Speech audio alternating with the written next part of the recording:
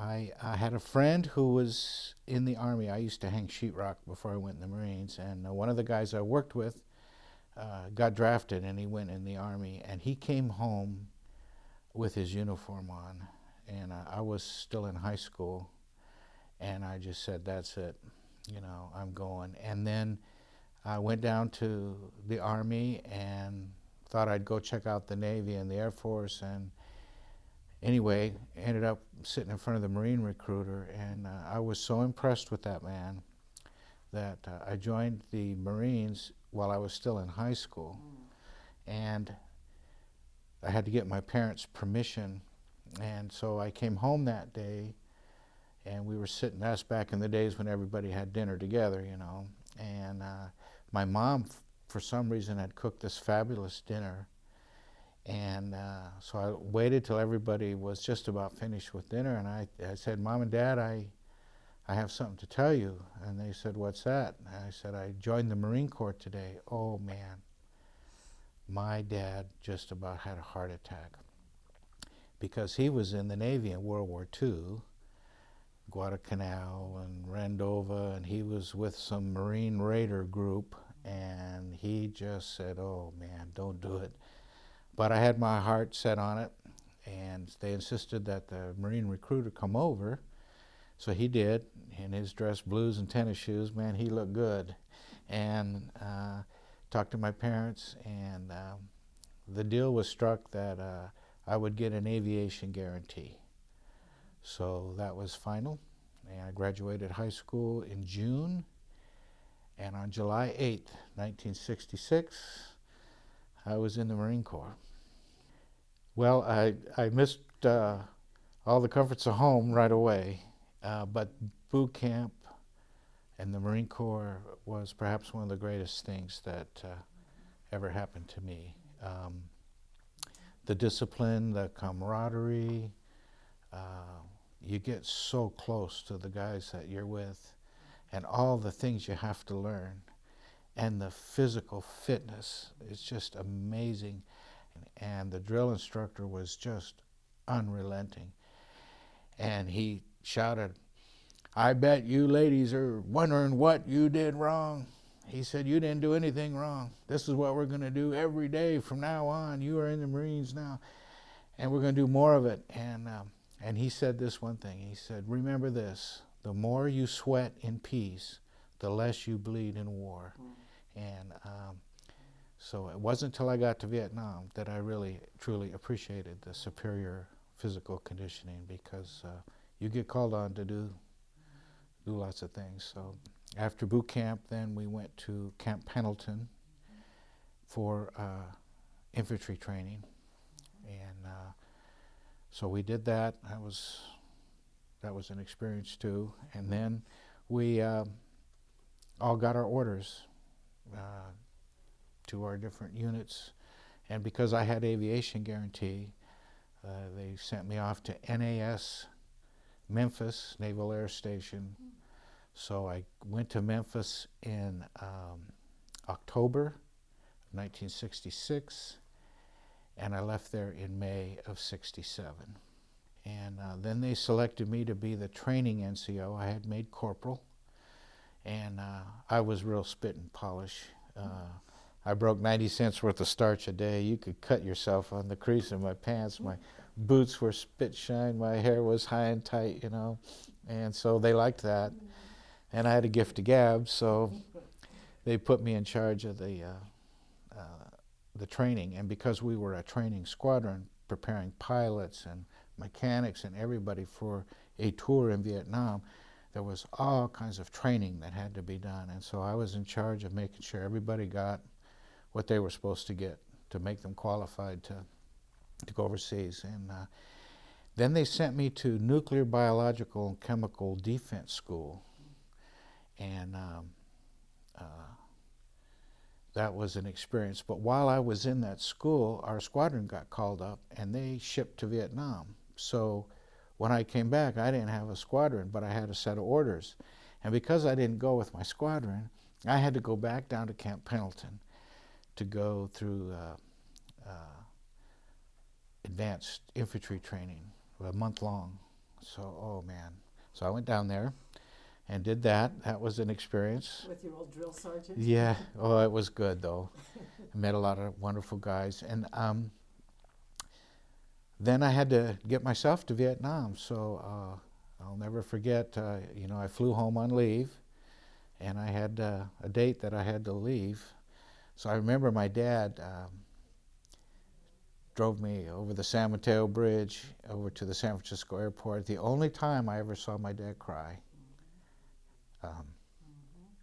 was he was saying, "Son," and he just couldn't talk, But I got out, grabbed my sea bag, and marched into the airport and flew down to Camp Pendleton. They put a whole bunch of us on a bus. We drove up to Norton Air Force Base and got on a plane and flew us to Okinawa. And the Navy corpsman there, I don't think he liked Marines because he swore that they lost all our shot cards. So we had to go through all those shots again. And I think they did that just for fun. And right before we got on the plane, they gave you this hemoglobin shot with a needle about this big, and then you had to sit on that plane from Okinawa to Vietnam. I think it was like 5 hours. And so I was so tired when we finally got to, we landed in Da Nang, and then some convoy trucks came and picked those of us up that were going to Marble Mountain. And I was so tired, I was laying down in the sand, and all of a sudden I felt somebody kicking me, and I opened my eyes and I look up, and there was a kid named Scott Davidson I went to high school with, and he was there in his flak jacket, and he said, "What are you doing here?" So it is a small world. Well, the first day they gave us, assigned us to one of our little hooches. I think there was like 10 guys that stayed in this hooch, and they showed you where the chow hall was and where the bunker was, and they told you when incoming comes in, you get in that bunker, and issued us a rifle and all our gear. And then I marched down to the flight line and met the first sergeant, and he said, "You're going to be a crew chief?" I said, "Well, I hope." And he said, "Well, good, because I got a job for you." And I said, "What's that?" And back then, if a plane needed a part and another plane was down waiting for a part that might take a long time to get there, they would cannibalize the part they needed to put it on this plane so that at least one of the planes could be flying. And so there at the end of the runway was this shell of a helicopter. He said, "That's your plane, put it together." And the colonel had, the commanding officer had orders, "Hey, we've given you 22 planes and you only got 11 of them in flight status. Let's get these babies in the air, we need them." So the push was on. So that's how I got my helicopter. I put that thing together. It took about a month and went for a test flight, and we came back down. And in our squadron, quality control was the crew chief, who's responsible for maintenance on the plane, flew the left seat with the test pilot. So if you would get in it, he'd get in it. So that was our quality control, and we came back in the up status. In the meantime, I had volunteered to fly as a gunner because, of course, I was young and gung-ho and was going to go over there and do what I was supposed to do. So, and I was scared a lot. And I remember one time the pilots came out, and one of them was a full bird colonel. And I told him, "Look, I'm not a hero, so let's just go do what we got to do to help those guys out." And he said, "I'm with you, son." So we jumped in that plane and we took care of business. I generally was up by 5 in the morning. I would run down to the chow hall if we could and get some warm food, run to the flight line, and pre-flight the helicopter. We had to take fuel samples and turn on the auxiliary power plant, make sure all the controls worked, and the radios and everything, and pre-flight the plane. We had to leave it all open for the pilots to come look at. So once the plane was ready, we would go to the pilot ready room, the crew ready room. It was just like in the war movies you see, where they say, all right, today this is going on. We need, 13 planes for this and that and the other. And so if there was a real dangerous mission, they'd ask for volunteers. And of course, I never was one to not volunteer. And once you see those guys out in the field and what they had to live with and the conditions they had, for me, it was my duty to support them in any way I could. If they were out of food, if they were out of ammunition, if they were hurt, if they needed to be moved, who was there to do it? That was my job. I could drive 2 Jeeps inside my plane. I could carry 12,000 pounds of weight, which is a lot for a helicopter, especially in hot weather. We did a lot of what we call external loads. There was a hook at the bottom of the helicopter, and the crew chief would lay in what we called the hell hole. There was a little hole in the floor where you could watch that hook, and they would have things on nets or with slings. And so as the pilot was bringing the plane over the load, then it was my job to talk to the pilot. And I'd tell him, come forward, come forward, come forward, hold, come down, come down, come down, and he'd slowly bring that down. And then somebody would hook that load on the hook, and then I'd say, we have hook up, and then I'd tell the pilot, come up, come up, come up, come up. And then as soon as the slings were taut, I'd tell him we have tension on the load, and then you could hear that helicopter crank up those engines, and pretty soon he'd start to shake, and he'd lift that load up. And then once we were clear of all the stuff on the ground, I'd tell him the load is clear, and then he'd tilt that helicopter, and then we'd take off. And then I'd watch that load as it was flying. Of course, you're laying flat on the floor of the helicopter, so if people are shooting at you, you're kind of exposed there. And then when we'd come into the landing zone, the pilot would kind of flare it up, and then I'd start telling them, come forward, forward, forward. Okay, come down, come down, come down. As soon as the load hit the ground, I'd release the hook, and I'd say the load is clear, and then he'd pick up and take off. Every plane had its own personality, and I knew my helicopter. I knew exactly what it could do. I had taken all the seats out, anything that was unnecessary, I had taken out of that plane. It was bare bones, because every pound you had in there that wasn't necessary is one less pound you could lift. And sometimes you really needed to, you needed every ounce that plane could lift. And of course we did that all day long. First thing in the morning, they'd say some artillery base is out of shells. So first thing we do is fly out there, and they'd have all these nets ready, and we'd hook up to that and fly out to the artillery base and drop it down and go back, sometimes all day long. Of course, then they needed what they call a water buffalo, something for their water. And one time we were flying into a landing zone, and we were just getting ready to set that water buffalo down, and a mortar round went off and blew holes in the water buffalo. And so we set it down, and the guy on the ground got on the radio. The pilot said, "Sir, your water buffalo has holes in it." And the pilot said, "That's a negatory." He said, "That's your water buffalo." Oh, it's so funny. Marines could not have hard liquor over there. And but the Army could. So if we were flying liquor to the Army base, they'd bring these pallets in on my helicopter, and I'd look and see what was there, and I'd tell the pilots, "Sirs, we have alcohol on board. What's your pleasure?" And the one pilot say, "I like a bottle of scotch," and the other say, "I like a bottle of gin." And I'd say, "Then you won't mind if I get me a bottle of whiskey?" They say, "Go ahead." So I had a box knife, and I could cut into that box just perfect. And I can open it up, and I get a bottle of scotch and a bottle of gin, a bottle of whiskey for me.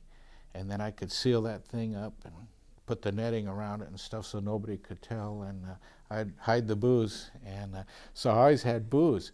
And we had, I was a little thief actually. Uh, all the materials came over there on solid oak pallets. And I had a 55-gallon drum that I cut in half. And I get these oak pallets, and then if we were flying, like a side of beef to someplace, we'd get a hacksaw and we'd cut off a chunk of meat, and we'd throw these oak pallets in this, bust them up and put them in this thing and get some nice hot coals, and we could barbecue steaks and drink whiskey in a canteen, no ice, 120 degrees, you know.